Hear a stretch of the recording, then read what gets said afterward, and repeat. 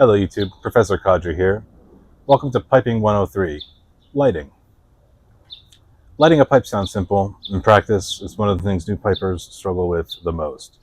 Good news is, it doesn't need to be perfect. Many ways to light a pipe. Common options include matches, disposable lighters, pipe lighters, and all can work successfully.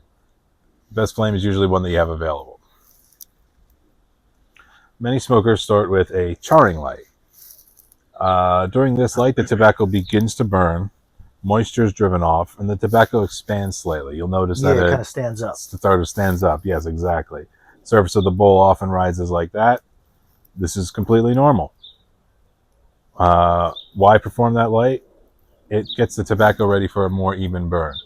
So that's like when you light that charring light, like you're basically not really starting to truly. You're not really starting the pipe yet. You're just getting the tobacco ready. Not everybody will use a charring light. Some might just go right for it. And if that works for them, fantastic. But most pipe smokers will use the char light, prep the tobacco with that. Then there's a tamp, gently tamping the tobacco down, leveling the surface, compresses the tobacco that expanded back to about where it was initially. Kind of flatten it back out, And now the goal is not to pack the tobacco any tighter than you had it packed initially, just to the ones that stood up, just to tamp down, just to put them back down. Exactly. Then there's the true light. That's often what they call the second light, where the smoke typically settles into a more consistent burn.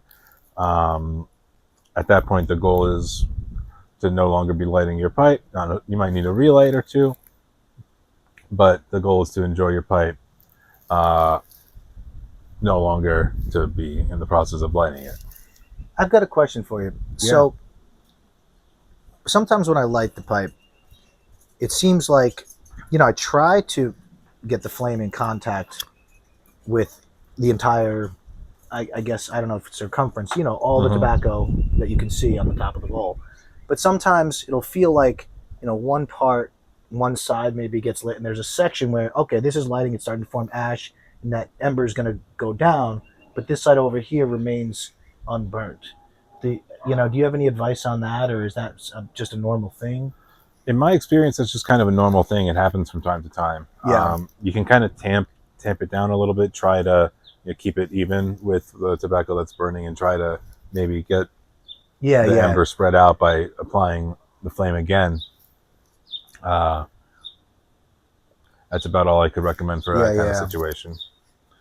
And does it make a difference? Like, should you try to avoid, getting that flame scorching deep down into the bowl, or you're just trying to kind of start an ember on top, right? You're just trying to start it on top. You're not involving all the tobacco at the beginning. You're just really trying to involve the topmost unburned tobacco.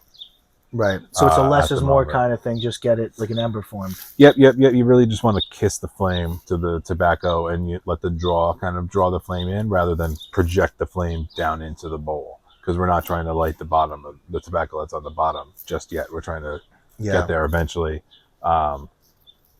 through the bowl burning normally.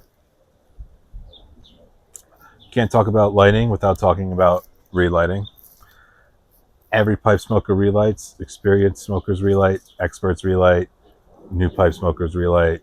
There is a normal part of pipe smoking and should not be viewed as a failure. Sometimes the pipe simply goes out. Mine's going out plenty as I'm talking. That's just a consequence of I find that not attending to the pipe. In my case, just light it again and enjoy the smoke. Yeah, I was just saying, I find that with smaller bowls, I oftentimes have to relight more. I don't know if that's generally true, or if it's just the pipes that I have. It could just be that could just be a that particular pipe. Some pipes that I have, well, I don't have many, but I've noticed with different pipes that, and I've had a bunch of cobs over the years, and now I've got 2 briars and a meerschaum that I smoke regularly. And the one briar with the bigger bowl, it's like you could do everything wrong and it just smokes perfect. This pipe seems to be smoking just fine, like it should. But I also wonder if, like, maybe, a bigger bowl with more surface area that's lit at any given time, there's more likelihood that the entire ember didn't go out somewhere in that bowl. And I don't know if I'm just overthinking it or if that's the case. I mean, that sounds reasonable to me for why you might be experiencing that difference. That sounds as good an explanation as any. Some common mistakes with lighting. holding the flame too long, puffing too aggressively, overheating the pipe, chasing a perfectly lit bowl. Pipe smoking is not a competition. It's just a hobby to enjoy. Sometimes your pipe's going to need some extra attention. Some examples might be in the wind. Maybe you've got some moist tobacco. Maybe it's packed a little too dense. Perhaps it's a difficult cut. Like a plug, it might be a little bit more different. Or maybe you're using a packing method that's like the fold and stuff that requires a little bit more attention. The conditions around you are going to matter a little bit.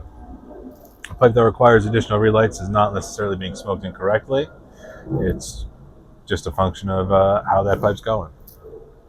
But one quick thing I wanted to say that, like, I noticed with when you clench and you just kind of breathe, you'll see a little bit of smoke just as you naturally kind of breathing through your mouth and whatever. I almost feel like that keeps it at a simmer and kind of makes it so you don't. It's a nice cool because you're not really smoking it heavily, but you're getting some little bit of airflow versus holding it. Then if you wait too long, maybe it went out, maybe it didn't, and then you got to kind of resuscitate it, and now you're chasing it because now you're smoking it too hot, and then whereas just clenching it, keep something going. Yeah, and whether you're doing it or not, you're either doing it or adjacent to what they call the breath method, which is a clench method of smoking the pipe. It's a way to get a good cadence, and it keeps the pipe going. We'll have a video, of course, for that. But yeah, it does keep it. It really helps keep it lit by having a constant, very subtle airflow going through that ember. Yeah. So the basic process is simple: light, tamp, and smoke. Relight when necessary. Don't turn lighting your pipe into a source of stress. And a pipe that requires a relight is still a successful pipe. Until next time, thanks for watching.